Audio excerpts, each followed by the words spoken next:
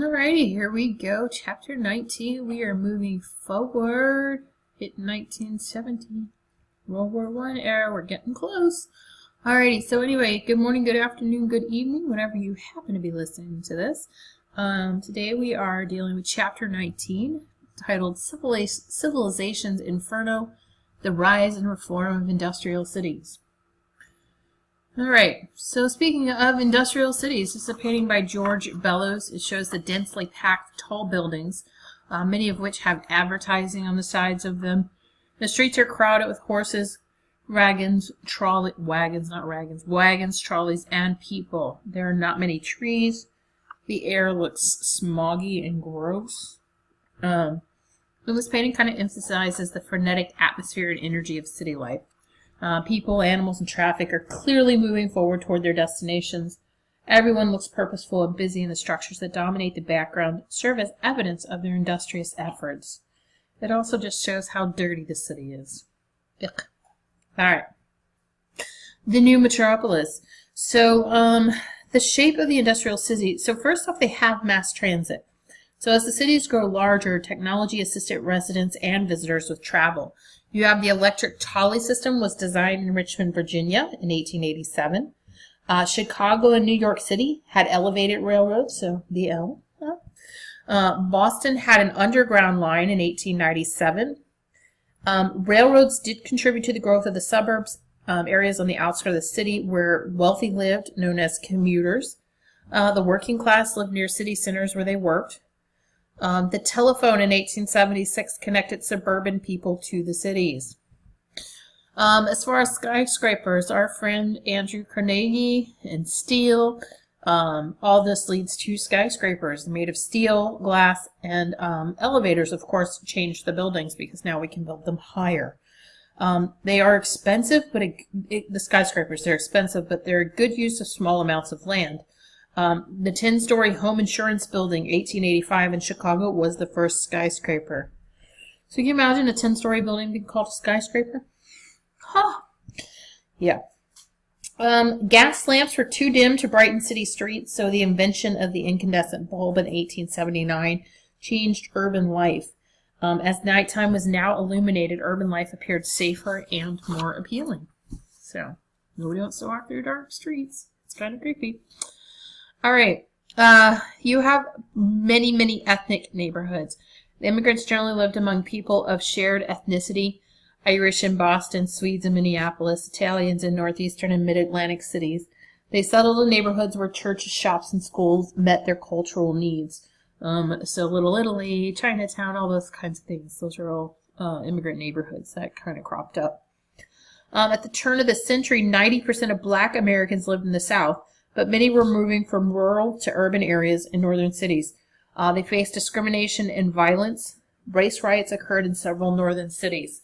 So even though, in theory, the people in the North, they fought for the civil rights of black people, they still didn't think they were equal. They still weren't real happy they were among them. So even though many went north for factory jobs and whatnot, they were not treated better.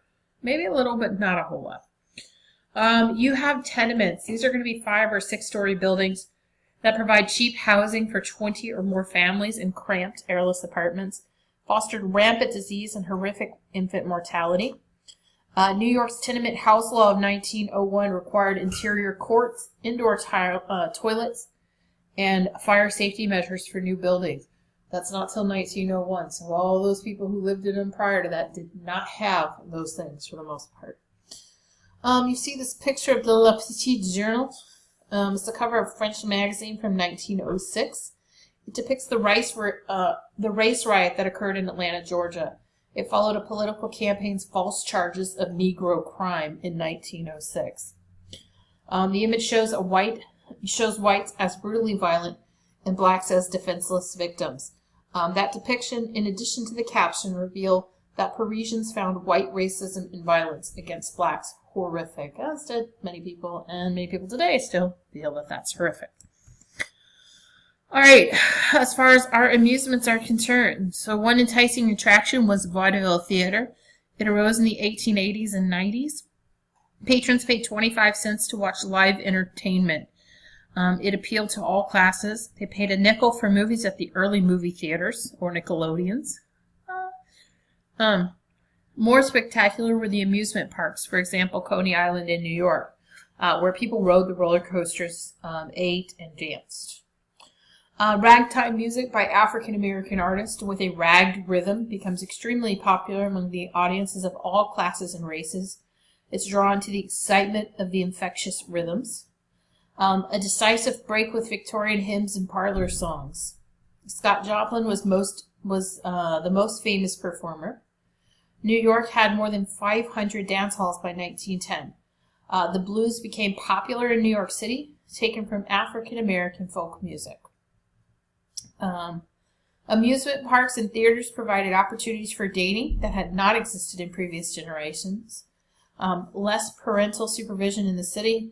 Working class girls relied on dates for the treat. For some, this meant exchanging sexual favors for the date, or called charity girls. Gay subculture developed in urban areas with underground clubs, and the term queer begins to be used by 1910. So there you go. Where does the word queer come from? Alrighty. Art and natural history museums, libraries, and symphonies, they grow out of wealthy patrons' interest and donations. Andrew Carnegie spent more than $32.7 million to establish over 1,000 libraries nationwide. Interest increased in reading about current events, human interest stories, sports, fashion, and high society. The revival of the Sunday color comics featuring the Yellow Kid gave such publications the name yellow journalism. It is a derogatory term for mass market newspapers. Sensationalism grew as owners competed for sales. Joseph Pulitzer, William Randolph Hearst, these papers played an increasing role in investigating corruption in government. Muckrakers, which was a negative term for those newspaper reporters accused of drawing too much attention to negative stories. But there's also many muckrakers that did a lot of good. Upton Sinclair with the Jungle and the meatpacking industry. Ugh. Yeah, they did a lot of good. Tammany Hall. This is a well-organized political party organizations referred to as political machines. Viewed by the middle class as corrupt. I think it's pretty much viewed by everybody in history as corrupt. New York's infamous Tammany Society, known by the name of its meeting place Tammany Hall, was led by George Washington Plunkett, who made deals for city contracts and services. He favored what he called the honest graft. The profits they came to savvy insiders who knew where and when to buy land. Middle-class Americans were critical of immigrant support for political machines, but immigrants needed the jobs and aid that they provided in exchange for their political support. Machine-style government achieved some notable successes. They built and or improved public parks and markets, paved streets, bought clean water and gas light, and removed garbage. It led to better organized municipal agencies, achieved massive public projects such as aqueducts, sewage systems, bridges, and spacious parks. However, machines were limited in what the boss could do to stop widespread poverty. Could help the individual, but not the bigger cause of the problem. So basically they were buying votes, and so they did good things for the poor people so that the poor people would vote. They would have their political candidates in office, and they could do things like arrange to have city contracts for their companies and things like that. All right. Depression of the 1890s. Cities struggled to deal with the extreme growth in population. So during the 1890s, employment reached 25% in some urban areas. Homelessness and hunger increased. Middle-class reformers encouraged private charity rather than public assistance. Urban voters become radicalized by the poverty, forcing politicians to make changes to their programs. For example, Cleveland's mayoral race. Some American mayors began to model programs after European successes. Public baths, gyms, swimming pools, playgrounds, free public concerts, lowering fares for streetcar travel, and efforts to reduce crime and increase municipal ownership of gas and electricity. So, I mean, excuse me, there's a lot of good things that they did. It's just that the reasons behind it were not ethical. They were just trying to control and take care of. All right. So late 19th century Europeans began to understand how to prevent disease, even if they could not yet cure. They understood germs and bacteria. They began major initiatives for clean water in urban areas of Massachusetts. They're able to decrease the number of deaths from cholera, typhoid, and yellow fever. Hygiene reformers made efforts to teach hand washing to urban residents to fight tuberculosis. Public health movement also worked to clean up pollution, passing smoke abatement laws. City Beautiful movement advocated more and better urban park spaces, gardens, skating rinks, playgrounds, etc. Let's see. Concerns about the threat of white slavery, so allegations that white women were being kidnapped into the sex industry, were overstated but led to reform efforts. Investigations found a complex reality.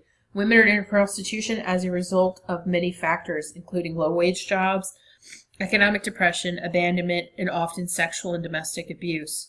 Efforts made to reduce the demand for prostitutes by arresting and punishing men were unpopular. The Mann Act of 1910 prohibited the transport of prostitutes across state lines. The crusade against prostitution closed brothels, but in the long term it worsened conditions for women who continued to work in the sex industry. And again, since it wasn't like regulated or anything like that, people could do whatever. It's illegal. Well, you know, who's going to get in more trouble? That's part of the problem. This is picture down at the bottom. A sale of unused or used or unclean clothing, stale vegetables, and tainted meat and fish, all being sold to children and their families. So you can see they've got their skulls as their heads. It indicates his argument that death is being sold to women and children through products available in the cities. Local boards of health are not inspecting. Again, no reforms. So you have kids and things receiving bad food. Not good stuff. All right. Hull House is a settlement house in Chicago. They're viewed as one of the settlement houses are viewed as one of the most successful reforms of the Progressive Era. Progressive Era is all about reforms. Most famous settlement was in Chicago, started by Jane Addams and Ellen Gates Starr in 1889, modeled after a London settlement, Toynbee Hall. Provided a community center to aid immigrants in gaining the resources they needed to survive in the city. Helped give the community a voice. Offered a bathhouse, playground, kindergarten, and daycare center. In some cities, settlements were linked to or worked with college universities to offer education. So it did a lot of good for immigrants. Let's see, as far as resources and influence go. Opened libraries, gymnasiums, savings banks, and cooperative kitchens. Provided assistance in employment investigation of problems in local communities. For example, they helped establish a juvenile court in Chicago. Settlements were the foundations of social work in the urban areas. And settlement houses actually start that social work as a career and as a thing you could study in school. That's how it begins. All right. So again, there's no government intervention, basically. And so nobody's checking to make sure that people are working in safe places. And so you get things like the Triangle Shirtwaist Fire. Hopefully I'll get to show you a little bit of the photographs and things from this. But on March 25th, 1911 in New York City, fire spread quickly through the Triangle Shirtwaist textile factory. Panicked workers discovered that employers had locked the emergency doors to prevent theft, which was a violation of city fire laws, but nobody's checking on things. Dozens of workers, mostly young immigrant women, were trapped in flames. The average age of the 146 people who died was just 19. So basically, these women were at work. They were kind of locked into their work because basically they wanted control. They didn't want anybody leaving. They didn't want the union people coming in. And they wanted these women working themselves to the bone for very little money. And so there's a fire that starts, and because all the doors are locked, and they're 9 stories up, I think, 9 or 10 stories up, the fire trucks' ladders can't get to them. There's really no way out for most of these women. And you get to a point where women are basically trying to jump out the window to die quicker, essentially, because falling was a lot quicker death than burning to death or smoke inhalation or whatever. So very sad, very tragic. However, it does result in some reforms. So New York State appoints a factory commission that creates 56 laws dealing with such issues as fire hazards, unsafe machinery, and wages and working hours for women and children. The labor code that resulted was the most advanced in the United States. I think that's all I have for today. If you were not in class, please go online to just go to YouTube, search Triangle Shirtwaist Fire. Watch some video of it. Watch some compilations of the photographs and things like that. It's tragic, but it's something that had to happen to kind of bring light to what's really going on. So it's unfortunate, it's terrible, but I think that those 146 people who died probably saved many, many lives, because it does open up that need for reform. All right, so I think that's all I have for right now, so I hope you have a good morning, afternoon, or evening, and I will see you soon.